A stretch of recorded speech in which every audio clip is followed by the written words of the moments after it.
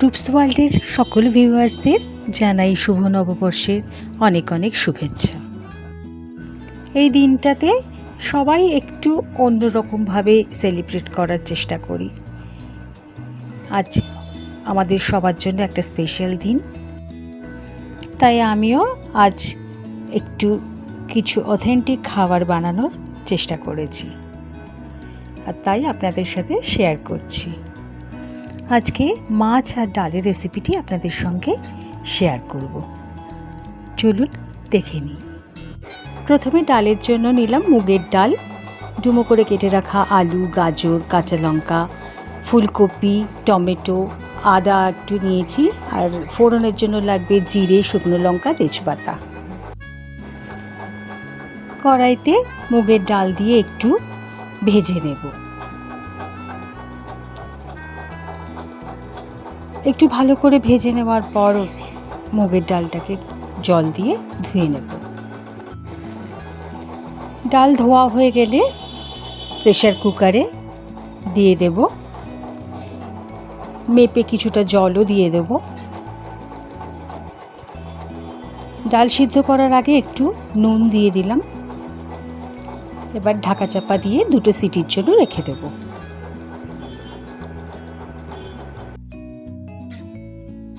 অন্যদিকে কড়াইতে তেল দিয়ে তাতে একটু নুন দিয়ে প্রথমে ফুলকপিগুলোকে ভেজে নেব।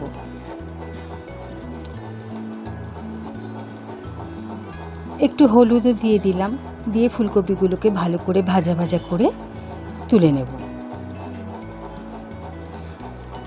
ওই তেলেই আলু এবং গাজরও দিয়ে আবার একটু ভেজে নেব।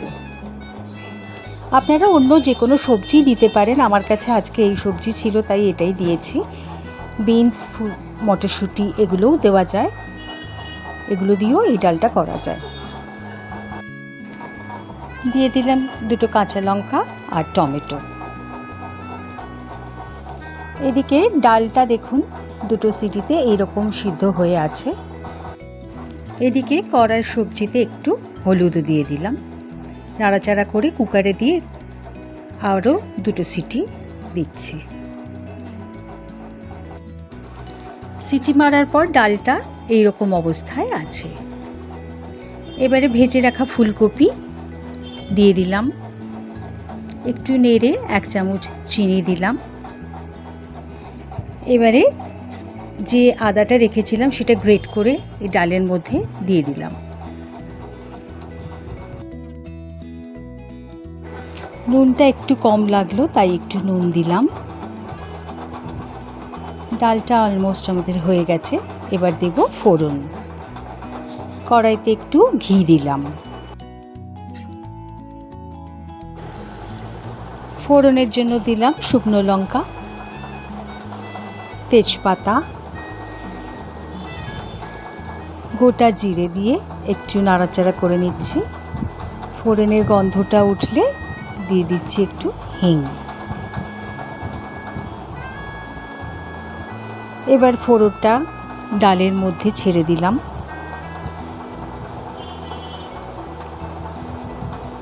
ঢাকনাটা বন্ধ করে দিলাম যাতে ফোড়নের গন্ধটা ডালের মধ্যেই থেকে যায়। উপর থেকে একটু ধনেপাতা দিয়ে দিয়েছি।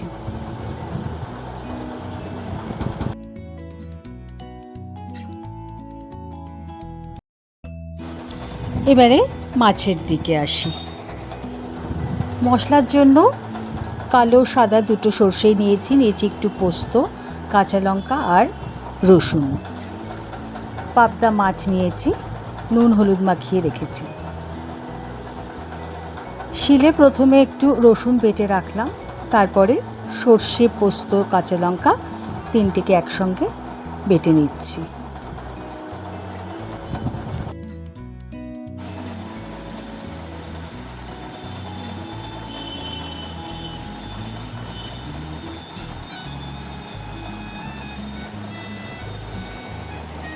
একটা প্যান নিয়ে তাতে সর্ষের তেল দিয়ে দিলাম,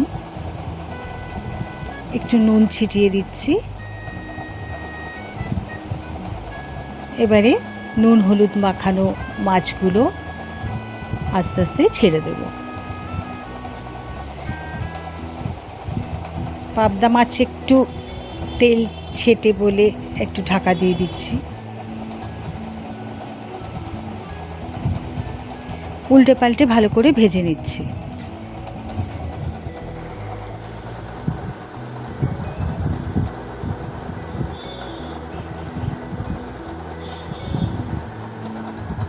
এবার মাছগুলো খুব সাবধানে একটু তুলে নিতে হবে। পাবদা মাছ খুব নরম হয়, তাই একটু সাবধানেই করতে হয়।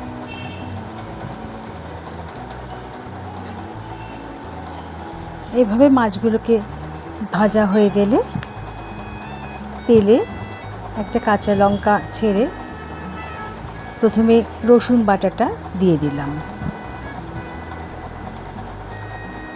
একটু ভাজা হলে টমেটোটা দিয়ে উপর থেকে একটু নুন ছড়িয়ে দিলাম যাতে টমেটোটা তাড়াতাড়ি নরম হয়ে যায়।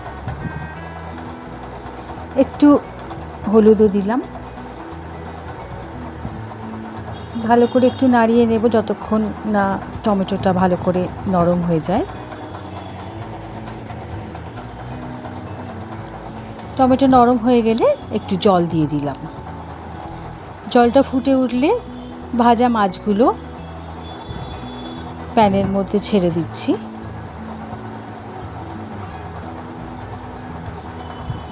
মাছগুলো একটু সিদ্ধ হতে দেব।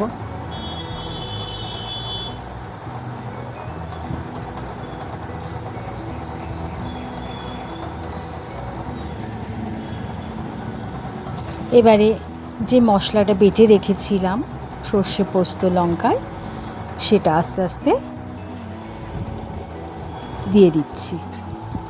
একটু ঝোলের সাথে নাড়িয়ে মিশিয়ে নিলাম। কিছুক্ষণ পর ধনেপাতা কুচি দিয়ে গ্যাসটা অফ করে দিলাম। মাছের ঝাল আপনারা বানিয়েই থাকেন, তবে আজকে যেভাবে বানালাম বানিয়ে দেখবেন, খেতে কিন্তু অন্যরকম হবে।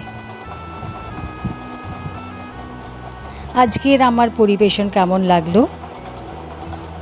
আপনারা কমেন্ট করবেন।